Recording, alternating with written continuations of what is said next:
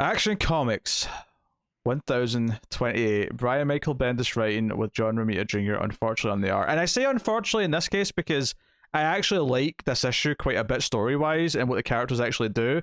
The art is just horrendous to look at the entire time. So I will say though, it's not so. JRJR would have moments where the art was like good JRJR art. So you might not like JRJR, but this was kind of top level. I feel like he really brought the A game here. It wasn't as messy. We didn't have those characters looking like characters from the Endless, right? Like that said, I don't know if he knows what a taco looks like. So it's not a good looking taco. I mean, it's a pretty simple. It's a pretty simple. It's like a yellow half circle. Is this? It's not. It's not much. He's got to add extra lines to it because I guess it's JRJR and that's what he does. That said, I just want to get that out of the way because we tend to just go on how we don't like that art, but this was a nice fitting end to Bendis's run. That's the sad part about this show is that it is actually a really nice ending in a lot of ways. All the stuff at the start, which is that Jimmy, he's in shock.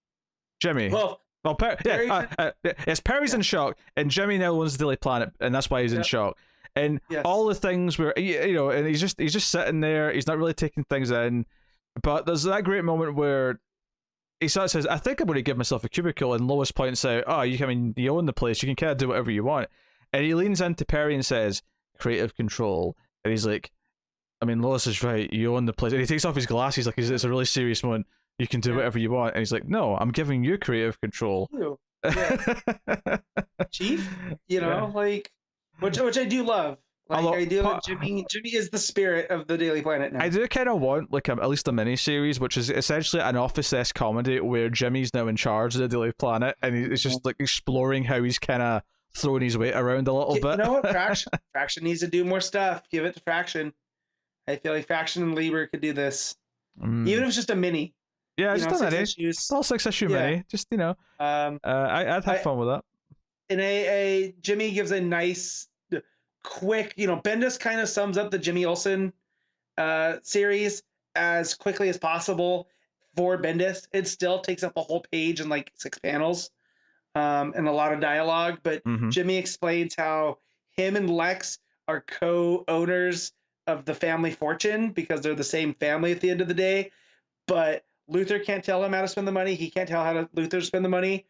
But through the Daily Planet, he could tattle on Luther, which I just love that dynamic, and I hope it exists going forward in this book. And it also doesn't betray the fact that Daily Planet and Superman have exposed Luther time and time again anyway. Exactly. And it's just, it goes in there. So Jimmy's like, so it doesn't, it doesn't get in the way of me having access to the family fortune. I did love that. So that's the first part. The second part is to go back to the Hall of Justice and deal with the mystery of Connor. And they set up an interesting thing that I assume that maybe like a writer at some point is going to do something with this, is that his powers might not last. And they might like be there for decades and they might just go away with like old age, or they might be gone in a couple of weeks. Like they have no idea. But he will have a normal lifespan because I love the kind of, especially a Blade Runner reference when they say sometimes clones have a built-in kill switch where they'll die after a couple of years. I did like that. But so if he loses powers, does he just become boy? Yes, he's just boy. Yeah, he's just boy. Cue Kratos from God of War. Boy. So, and I did like too that Clark, because what does that mean for Superboy and the legacy? Because John's around and like, I did like that Clark's like, well, you are a clone of me. You're not really my son. You're more like my brother. Which I really like that dynamic, and it's something that hasn't really been explored, and that it makes sense because the Kent still raised him. Yeah, so I also like it in the sense that now that Superman actually has a son, I think defining Connor as more of a little brother, it makes it neater. Because if you think of him as kind of a surrogate son, then it's like, well, John feels almost less special because there was already kind of a son. So but it almost makes him like, because with Batman it's a little bit different, but I never felt like Tim was a son, as more like a protege.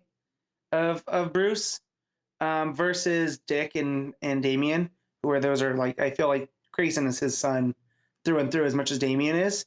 So I feel like it matches Connor with Tim even more now. Whereas they're not quite the father-son dynamic, but they're still an offshoot of that sidekick role, and it makes him feel special. Yeah. So, and of course, this leads to him taking him to the Kent farm where he will live with the Kents. There's a joke here. There's a little joke here from Supergirl about asking about Brainy. Saying, hey, that Brainy guy you showed up with, what's his deal? Yeah. But she has to fly off. So I don't know what. One of my favorite things in this issue, though, was her explaining why she has to go.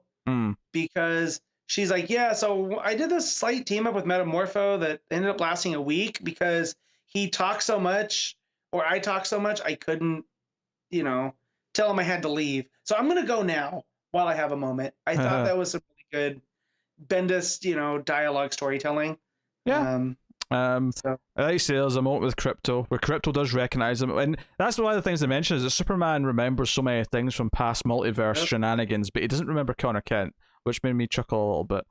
It almost told me that Bendis didn't think about that when he did when he brought this in, and this was just kind of his multiverse. That's why you don't remember him. It's it's just a mystery why you don't remember him, even though you seem to remember everything else. Very odd. Yeah, because he didn't do Rebirth, right? That was not Rebirth. Yeah, Superman Reborn. Yes, that was before. Yeah, that was all before. Yeah. Connor Kent, right? So my old joke of Connor Kent, who still applies to Superman. It does, but now he has a little brother. He gained a little brother, and I do like the Kents fully embrace Connor. That was such a nice moment. Which then leads to, once that's dealt with, it becomes father and son, Superman and John. And John's like, hey, let's just spend the afternoon helping people around town, around Metropolis. So we get this, essentially a montage of them helping in various situations, talking about his time in the Legion, catching up, going for tacos, hanging out with Robin and Batman. Another favorite moment was I could tell Bendis has had enough of the internet's bullshit, where someone in the crowd yells at John, you should only be teaming up with Damien. Actually, now I assumed you were right about the tacos, but now that I'm on that page looking at them, look at it. Why are they the size of like a pizza? They're huge. Yeah, he doesn't know what a taco looks like. They're huge. They look like a calzone. Yeah. Calzones have betrayed them. Thought they were tacos. They were calzones. Oh dear. But no, that bystander in the crowd, and that killed me. And John, of course, getting advice about the fact that he's into Saturn Girl, and he feels weird because she has telepathy. And Superman points out, I've been around with Martian Manhunter for a long time now, and one of the things that he tells me, and the other mind readers have told me, is that they kind of view humans or view other people differently, because they hear all the surface level things all the time anyway. They kind of just learn to filter that out, because John's rightfully perhaps worried that his teenage brain might think of something dirty, right? When he's talking to her. And this is where I'm with some of the people that were upset that John has not been around Clark a lot, because Bendis does have their patter down, and this feels like a father-son conversation. It's a shame, we lost out on it. Yeah, we've missed out on a lot of it. But it did give us some good stuff with, when he had to do the magic stuff in Superman, he had to deal with them being upset, right? That sorry, I got distracted by a doorbell. Yeah, Matt's ordered some tacos. He was talking about tacos so much that he slightly ordered some Taco Bell under his. So, but him being upset by missing out on John's growing up because of Jor-El, I did enjoy that. So I will be right back because I don't know what's going on. Okay. Yeah. It was not tacos, nor was it his Apple Watch, which he was hoping it was. No. But a lot of weird, otherworldly things happening in this episode, off in the distance. It is. I can't help it. It's just, I would say it's the Yuletide spirit still hanging out.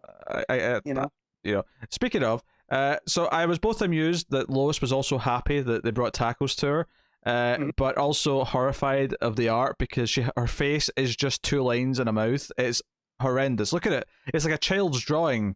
Yeah, I don't on want this to look at it panel. again. It's disturbing. But yeah, also because everyone knows who Clark is now, John calling Jimmy Uncle Jimmy. I don't know. How did you feel about that? Did that move the heart needle a little bit?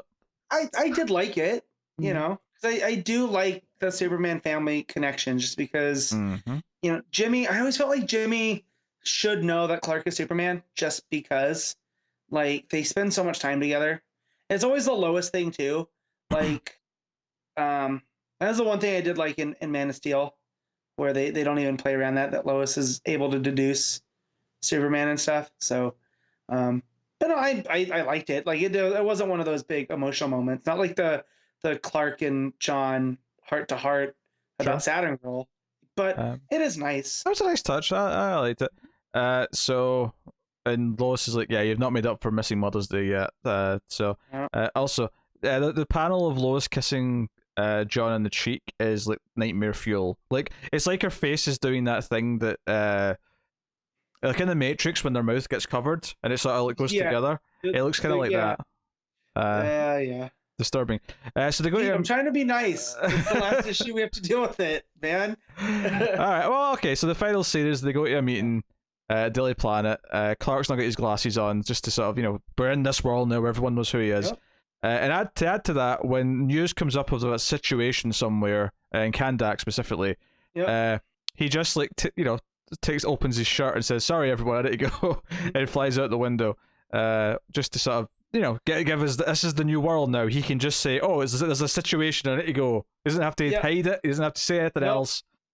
He doesn't have to go, hey, look over there, and then disappear. Yeah, he just flies out the window.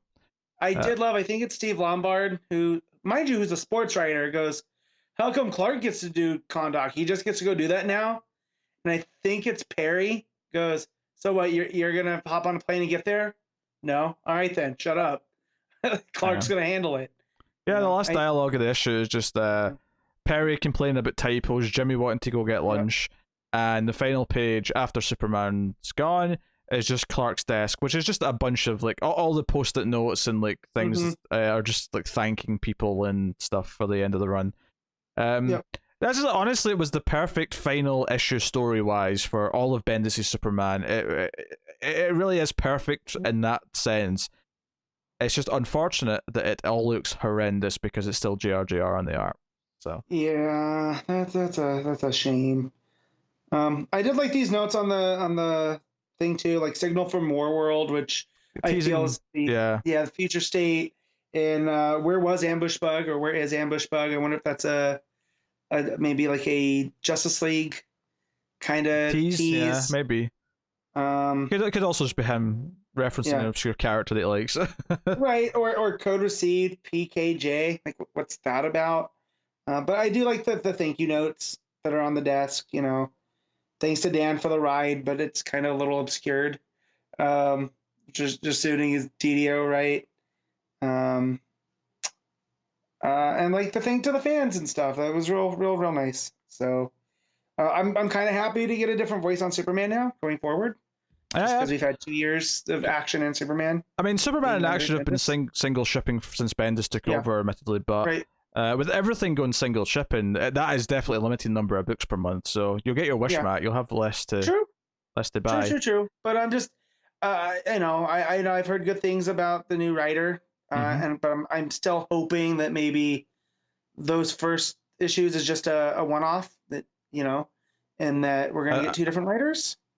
I don't think it's a one-off. I think it may be a one-off that they're part 1 and 2 of a story. Yeah, but that's what I mean. Yeah. I think it'll still be him writing both though. Yeah, as long as they're disconnected enough that they feel different. I do miss that. Like back where we had Jurgens doing Action and we had Tomasi doing Superman, they both felt like different aspects of Superman. I miss that.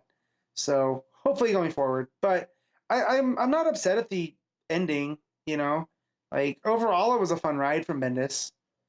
I liked a lot of stuff early on in the run. It's actually kind of weird how it kind of parallels the Tomasi run in a lot of ways, where it started off really strong. I think Bendis' run was stronger for longer, but some of the stuff in the back, like year of it, especially with the Romita art or whatever, like it definitely did have its down moments, and so overall, I'm happy with where the characters went. I'm happy where it's been left off. Looking forward to seeing what comes next.